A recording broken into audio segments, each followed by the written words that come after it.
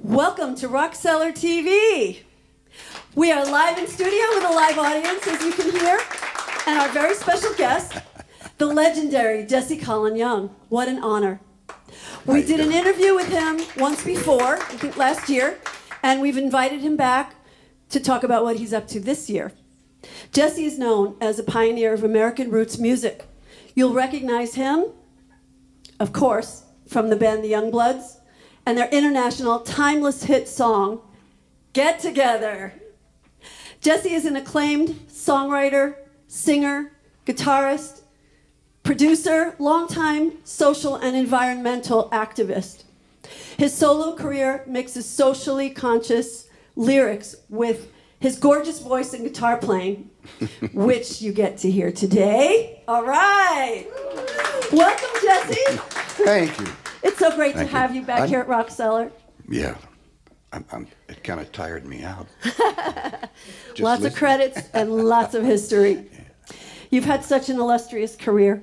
Of course, with the Youngbloods, and since then as a successful solo artist. This year is the 50th anniversary of your iconic album, Song for Juli. Yeah. Congratulations for that. Can you give us and our audience a little history about that album? Yeah. We had just... Youngbloods came off the Lower East Side of Manhattan. And that's where we were until June 15th, 1967. We flew into San Francisco. I had never been there before. And everyone was smiling. Only reason people in New York smile at you is if they want to ask you for money in the street. So, at least in those days, it was a big change for me. The people smiling at me without asking for money, and I knew something was up. And I walked into the motel that day on Geary Street. We flew in the same day we were going to play the Avalon, and I turned on the radio, and there I was, singing Get Together. And amazing. I had no idea. Obviously, my management didn't have a clue. I mean, we're being played on the radio. We were struggling in New York for some kind of airplay, and here it was, just happening. Besides everyone being smiling, and the Avalon Ballroom's pretty full of people.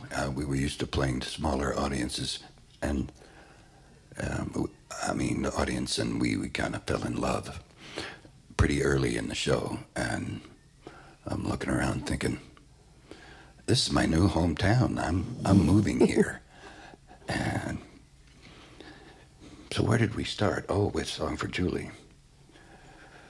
1973? So we did. We went home, finished a record in New York, and moved. And we thought, what if we don't move to another city? What if we move out in the country? And, 30 miles away, take us an hour to get in. Easy commute. But I think I had been yearning to live in the woods since I was a little kid and went to camp in Adirondack Mountains. And I guess everybody felt the same, so we did. It's a couple of years into living in Marin and driving back and forth and playing all these wonderful gigs with the Dead and everyone else at the different venues. Get Together came out again in 1969 and was a hit that time. And I had a song that I wrote on the backside called Beautiful, and all of a sudden I had a big publishing check. And I said, I'm going to build a house on that bridge up there. So I did. And as soon as that was done, Three Dog Night put out Sunlight. They had a hit on that, and another check came along, and I said, wow, I can build a studio next to the house. So That's what we did. And the movie, and so that Song for Juli album started then. I realized that it was time to depart from the Youngbloods and have a new band. I had made an acoustic album a couple of years before with some different players and really enjoyed it. So we started. Right there, I mean, I'm living the dream. I dreamed of not having to fly to LA and stay in a cheap motel to make a record, which is what we did with Elephant Mountain, and just to be able to walk next door and work and start when I wanted to, and as long as it was agreeable to the band. Now so many people have in-home studios like that. Yeah. Right? Yeah, well, it was expensive then, but it was a dream come true. So all the songs in the album are really about that morning sun. I had my first son was born that year, Cheyenne, and Ridgetop, obviously. Song for Juli about my daughter. Evening about missing home, being on the road. And then the other side starts off, I think, with T-Bone Shuffle. So these are my roots. I love that, the other side. We're talking albums now, right? And then Clifton Chenier, and put together with Hank Williams's Jambalaya. I got into Cajun music for a while, thanks to one of my friends, and so country and Cajun and blues and those roots tunes, and then a modern version of John Hurt's Hesitation Blues, actually sandwiched together with my own version. More roots music, really, for me. And that was almost it, I think, except for Country Home. Yeah, there are only 8 or 9 songs on that album. That's all the room there was. But your music definitely encompasses so many different genres. The blend of folk with many different things makes it unique and beautiful. Yeah, everything that I listened to, whether it was samba music, and when I was in college and saw the movie Black Orpheus, and or listened to the soundtrack, wonderful.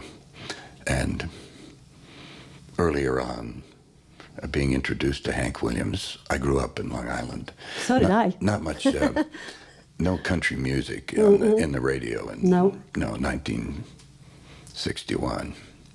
So a great songwriter, Hank Williams, Senior. And then T-Bone Walker. I discovered him when I was in college too, and I knew there was some kind of music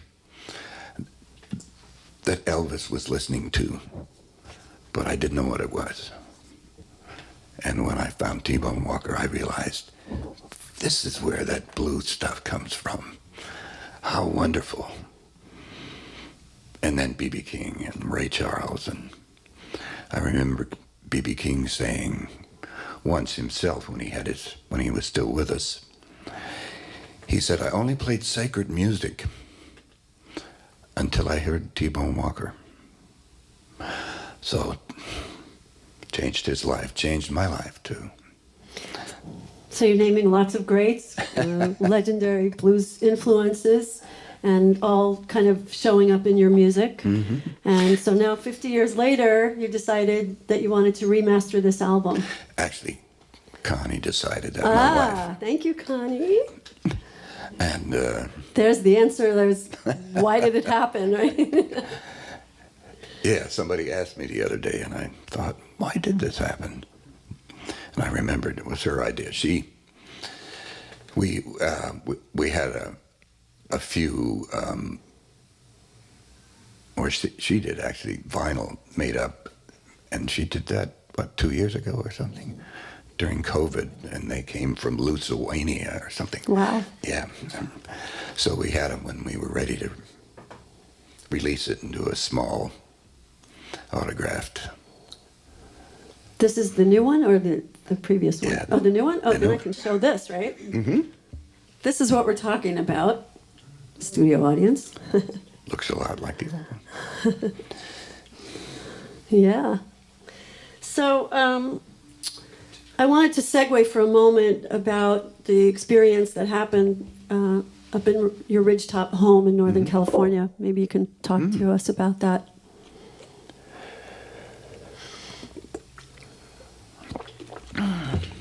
Well, there were years of recording, wonderful years of it. And in 1995, Connie and I were living on the Ridgetop, and I was with my son at the acupuncturist in San Francisco, and I had this funny kind of clunky cell phone in my car. This was 95, and I got a call, and she said, there's a fire. And the firemen have said I would be fine, and then they came back and said, no, the wind has shifted and you're not fine. So you got to get out. You got 10 minutes to get out of here. So she asked me, what do you want? I mean, what of your stuff do you want? And luckily, I'd just brought my Hawaiian shirts back from the cleaners, and they were hanging by the front door. This is kind of weird. And my guitars were there, and I had a couple small acoustic electrics that I carried for my solo show, and that was by the front door, too. Lucky. So I said, well, I guess I'm going to need them, because I had a feeling that the house was gone. Almost gone. And we met at the bottom of the hill, and a lot of tears, but weird too. Photographers, press people, and then all our neighbors whose houses were burning up. I mean, we couldn't see them because it was over the top of the ridge, but we were pretty sure that everyone who lived right at the top, as we did, would. The fire had started in the National Seashore and was being blown up the mountain, up the other side of the mountain, by an onshore wind. And yeah, so we finally had to get out of there, and and go find a place to stay, because we were pretty sure we were homeless. It was weird. It's not really something that you can ever recover from, it changes your life. Yeah. Every time I smell smoke after that for about 20 years, my hairs would stand up on the back of my neck. So. And as an artist, I'm sure that experience was reflected in your artistry. Yeah, I don't know where I was in my career at that point. This was beyond Warner Brothers and all that. We'd released one thing called Highway is for Heroes on Cyprus. Okay. And that was it. I think I was touring with Jerry Cortez, a wonderful guitar player. But we had a little house in Hawaii that we had bought to get away. We'd built, Connie was running a record company in our house. And the coffee plantation? Well, we didn't have coffee yet. But we bought that little place because it was driving us crazy doing so much work. And this was a place where the water came off the roof and into a tank, and that was how you got a shower. So it was real simple. and beautiful. So we actually had a place to go. You know, a lot of people didn't have a spare house. Right. Who got burned out in that fire. And that was the beginning. I mean, there were only a couple of forest fires like that year, you know, and now I watch them, you know, but I'm there every time I see those people coming back and looking. We came back and looked at our house. 4 stories burned down to like a foot of ash. Like it was never there. Yeah. The fire was so hot from the pine trees, which we had growing up through the decks and stuff, and probably not very smart, but I was in love with trees. I had missed them. I grew up in New York. All the trees are about this big around and have big cages on them to try to keep the local dogs from peeing them to death. So we had such beautiful trees up there. So your song Ridgetop is about Ridgetop, obviously, and there's now a video that accompanies the song. Can you explain a little bit more about what you have? Yeah, the movie just happened. I've just seen the cinematographer, who was very young at that point, although he was my age. I guess I was young too. We just realized we were born the same year. Hiro Narita went on to be, you know, work on The Last Waltz, be honored for his work in Never Cry Wolf, all kind of 30 or 40 movies over his career here in Hollywood. And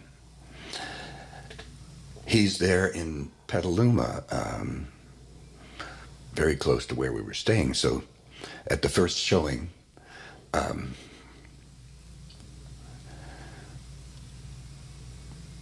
I started asking him, Hiro, I can't remember, how did this start? Who introduced you to me? Who? And he said, well, some guy who turned out to be a schizophrenic impersonator came into his office and said, I'm a movie producer, and we're going to make a movie about Jazzie Colin Young, and I want you to be the cinematographer. So Hiro said, great. And he started paying Hiro. And Hiro just came up to my house, I guess. He is so quiet and calm that I don't know. I must have just let him in, and he said, well, we're going to do a movie. I thought, what, here? Yeah. So some way I just went for it. So the movie kind of happened, and it happened between the house and the studio and a few gigs that we did locally. And how long ago was this? 1973. Yeah. And then it went on a shelf somewhere. I see. I think the people who took it over from the schizophrenic guy, who was, I guess, spending his mother's money on this, and who finished the movie, I don't think they had the right connections, so we were never able to get a distribution deal. So it just went on the shelf. So this is what just happened with this movie, is that it's just now being shown? Yes, those are the first 2 times, last night at the Grammy Museum, right. And 3 or 4 nights ago at the Haight Arts Center. Yeah, so that's, and the first time I've seen Hiro in 50 years. Wow, that was so we great. got to sit together.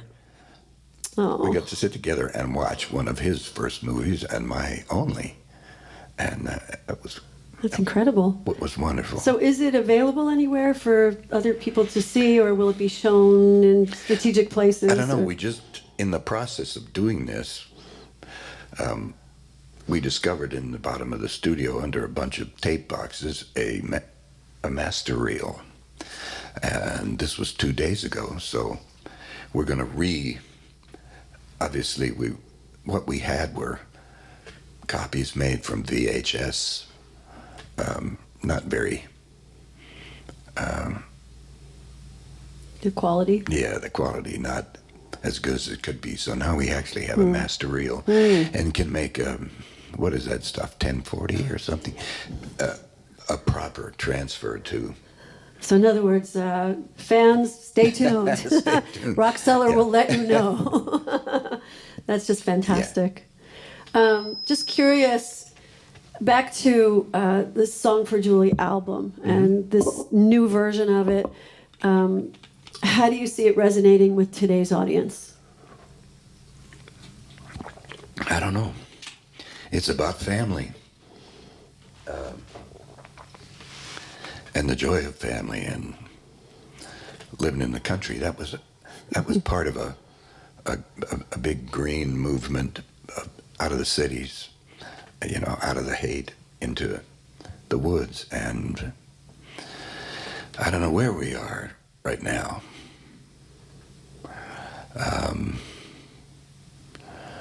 My young people, my kids, they're doing different things. Jazzie is making music. She started her third album. Yeah. She's working on it today, right here in LA.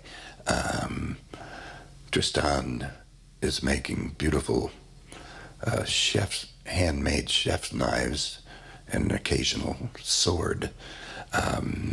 I don't know how he got into that. He went to music school, and we had a band together for a while, and made a wonderful album called Dreamers with these 7 musicians from Berklee College of Music, all of them, in their 20s, beautiful players, amazing young people.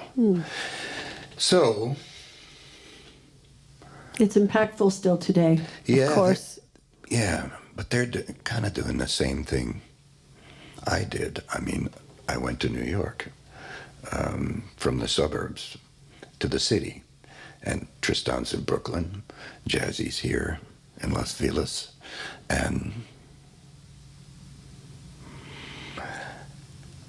I don't know whether they will get around to starting families or not, but that was a big part of the driver for me.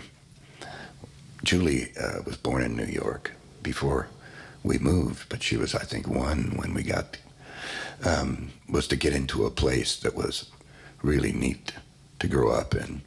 Lower East Side, maybe not perfect for kids, of course. It happened all the time. I grew up in Queens.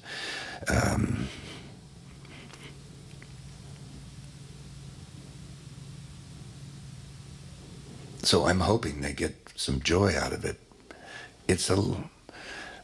My studio was designed so that we could record live, including the vocals, and so all those tracks and everything except people who were friends who came and played and did overdubs. Everything else was live in one take. And we just kept at it until we got a good one. Yeah. Well, there's something to that, this Yeah. charm, spontaneity and moments that, sometimes get cut out in edits that are precious. Yes, and I mean, my ability to edit 2-inch tape was very limited. I couldn't cut out words. I don't know how you do that. Right. So it was...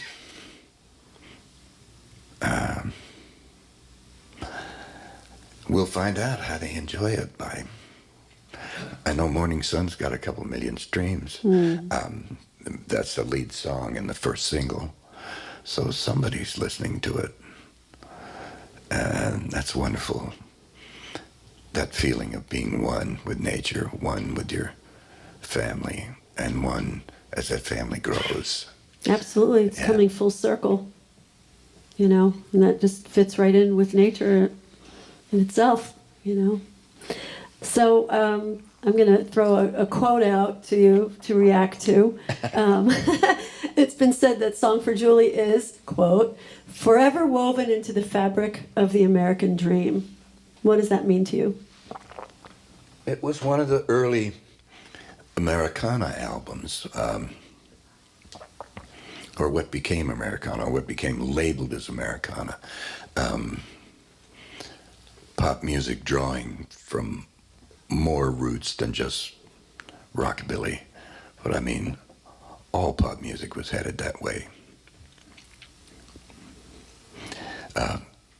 From the Beatles onward, and the Stones, all of them drawing from rockabilly and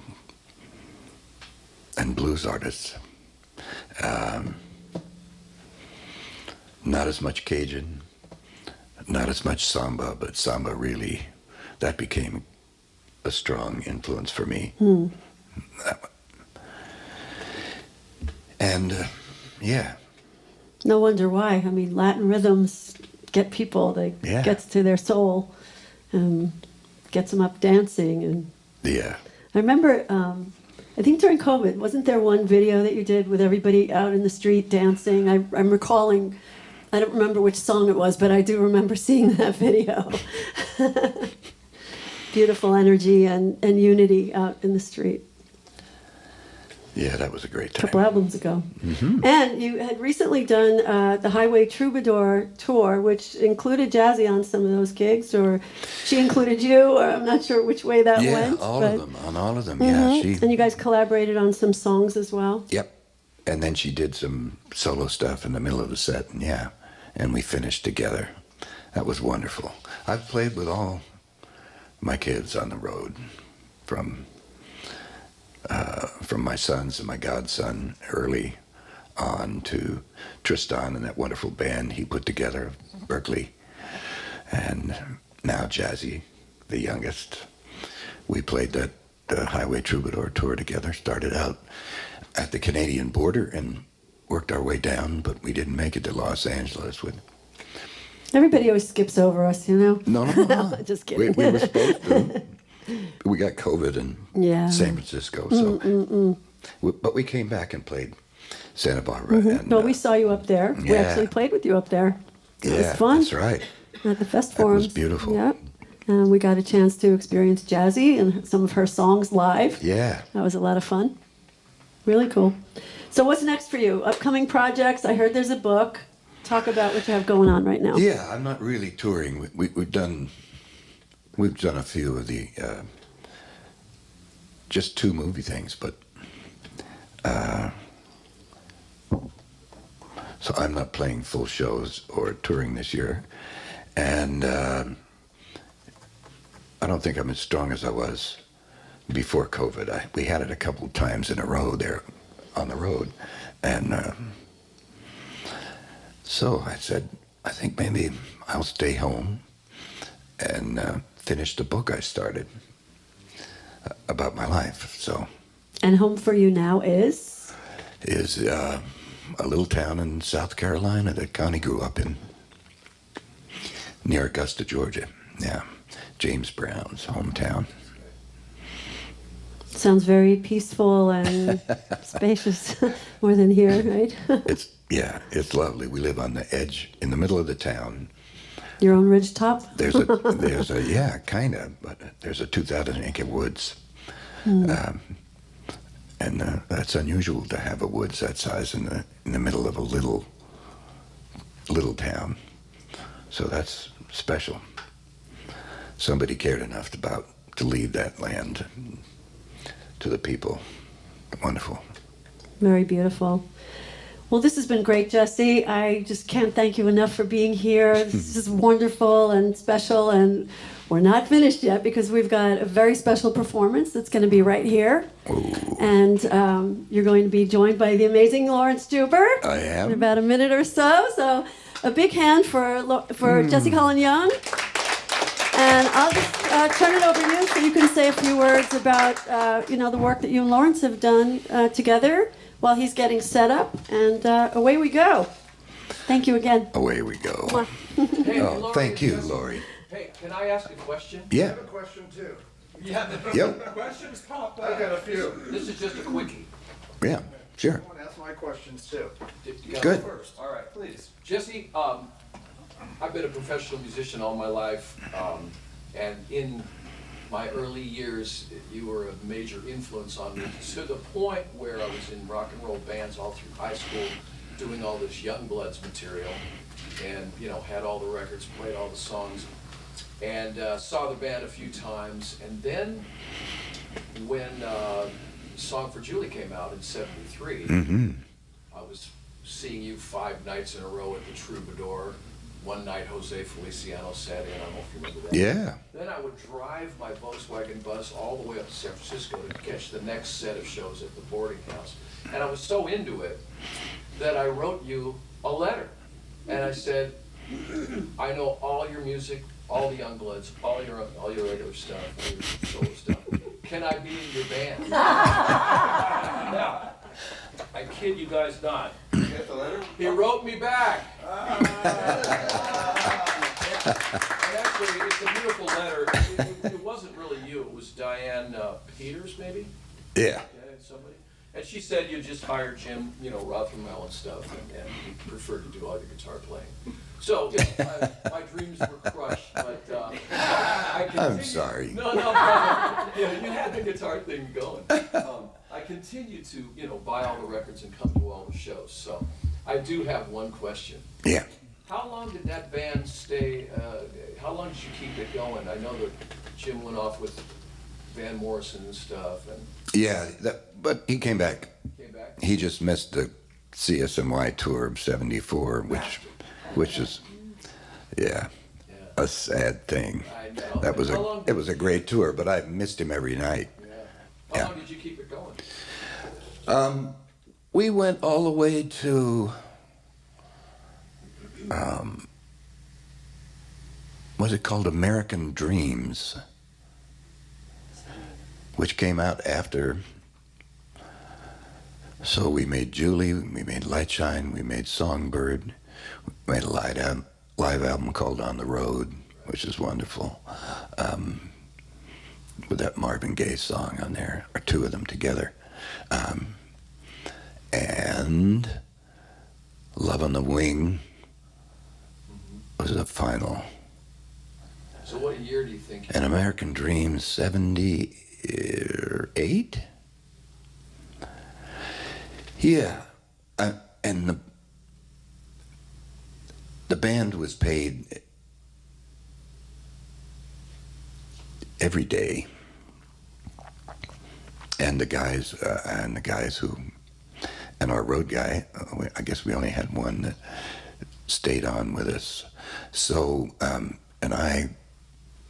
when we incorporated, when we started this thing, I wanted medical for the families. I mean, a lot of guys had kids, including me. And, so it was expensive and profit sharing. So all that stuff was in place, and I guess in about 77 or 78, my accountants came to me and said, "You're out of money." Because I just kept putting the money back into the, not that we sold zillions of records, but we probably sold a few million, or 2 or 3 million of those albums. And yeah, I wanted to keep making music, so I wasn't paying too much attention to. They just said, "I'm sorry, Jess, you can't afford this anymore." Okay. That was the answer. I appreciate it. Yeah. All right. Oh, you have a question. Oh, Yeah, Kevin. I have several.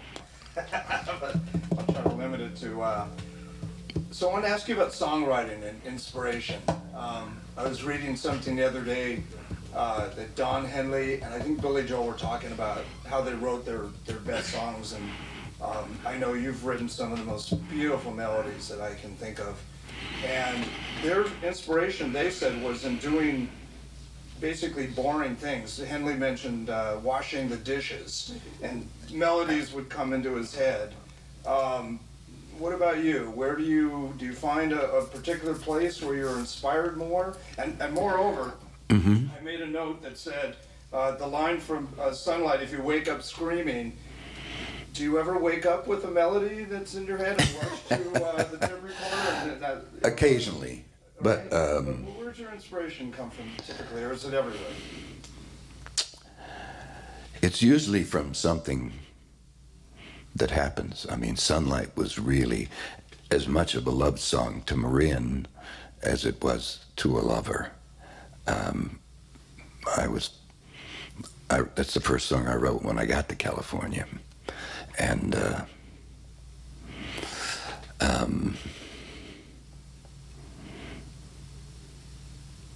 it came as a samba. I often get something on the guitar, and mostly acoustic guitar, that I play in my house. I'll get a chord change that's a little different than anything I've played. And that will be the guiding light. And so somewhere along fleshing that out into a whole song, little pieces, phrases begin to pop into my head. And if I'm smart, now I have a smartphone, I just put them in the phone. But I used to run around, where's my pencil? And I've forgotten a lot of beautiful lyrics by just not being armed with a pencil and paper, because they come and go. I mean, they're gifts. I mean, we're channeling, I think. We're pulling from, I feel like we're pulling from past lives. We're pulling from the experience of humanity that we share on a spirit level. And I was just busy. I was busy when Get Together was coming in. Dino was available, and I was busy doing something else. So Dino got to write Get Together, and I'm sorry I missed that one, but I've had it as this joy, and I know from having met Dino and been friends with him, that he, the Youngbloods, the way Get Together came forward in such a pure, unhit record, made him happy. It was so musical, and that the core of it. I mean, come on, love is but a song we sing, fear's the way we die. I mean, Dino was kind of a tough guy. I don't know where he was just, he was in the right place, and he was paying attention. And so, who was it? And one songwriter said, it's kind of like fishing. He sits down and just fools around, and I guess most of us do. And a lot of times there's nothing on the hook. But if you don't keep your hook in the water, then you can't catch one. And I'm not doing enough of that these days. But I'm having a wonderful time. I'm writing. In high school, I always thought I would be a prose writer. I was very inspired by a poet named Robinson Jeffers, who's kind of obscure, but wrote these huge, these, I forget what they're called, but they're like 50-page poems. Obviously not rhymed, line to line, just amazing stuff. So that's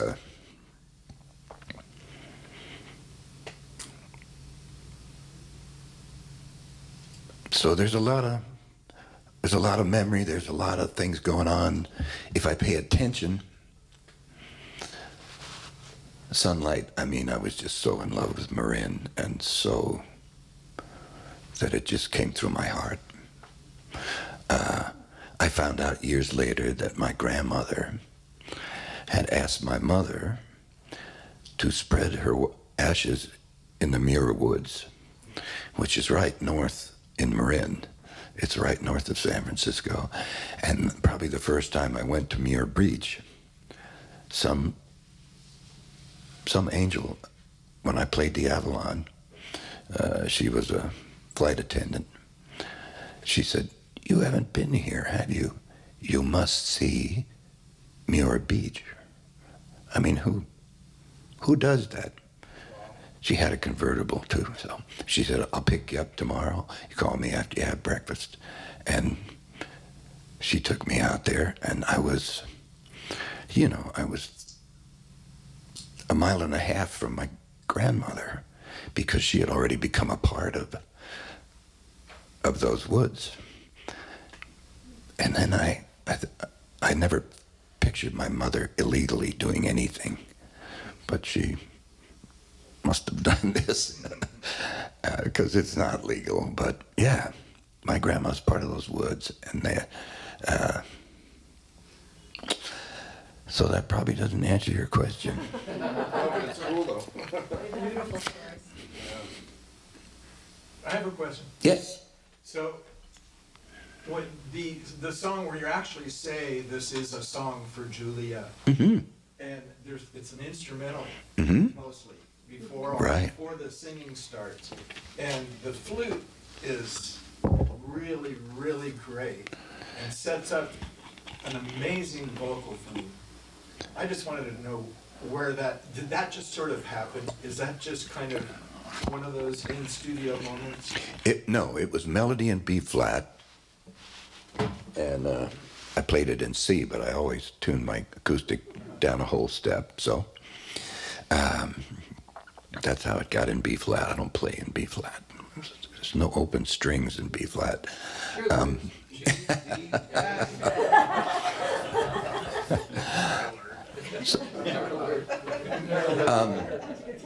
And that's how we played it. And my ex-wife happened to be in the studio one day, because it's right next to the house, and I don't know where the kids were, but they were obviously alive. And she just kind of handed me the lyrics at the end we were rehearsing it, and I'm thinking, how do we end this thing? There's something missing. And she wrote those lyrics, or most of them. I may have edited them. I can not resist that. But we called Juli, but the song had 3 notes. Da, da, da. So it had to become Julia. I think maybe she even changed her name. So she kept saying. So Great song. that's how that happened. Who played flute? Oh, Jim Rothermay played all the horns. Jimmy played flute. He played clarinet, tenor, soprano.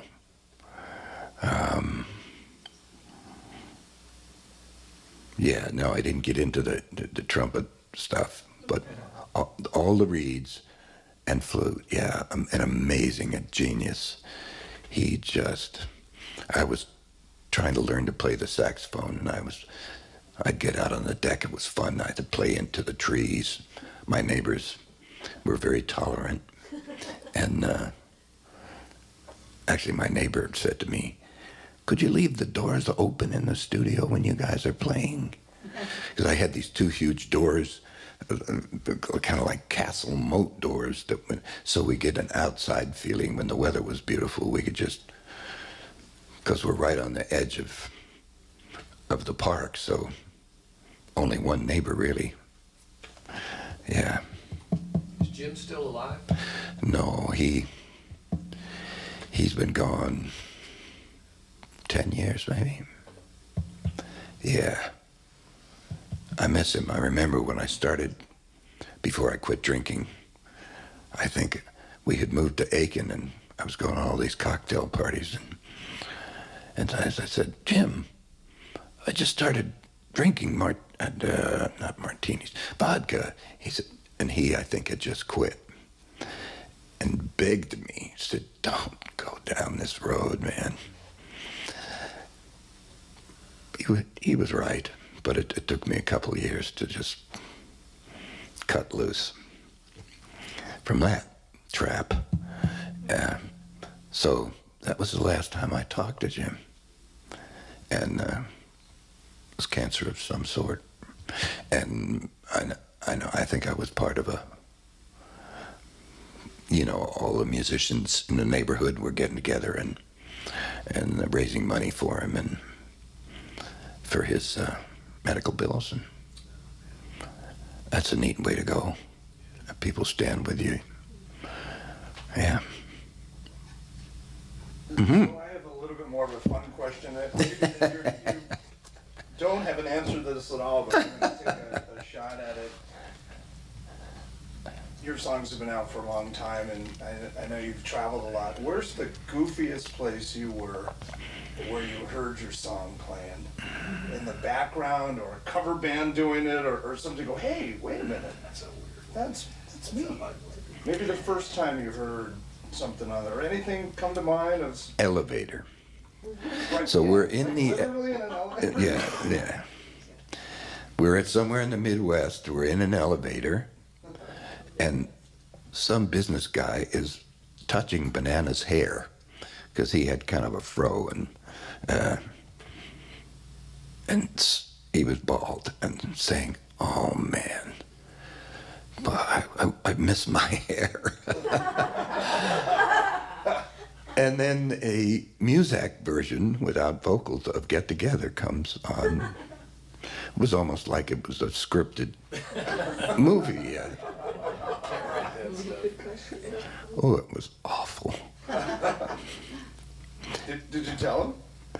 Yeah. Yeah. I said, that's kind of us, but not really us. But that's our song. That's great. Yeah. That's very cool. All right. Yes, sirree.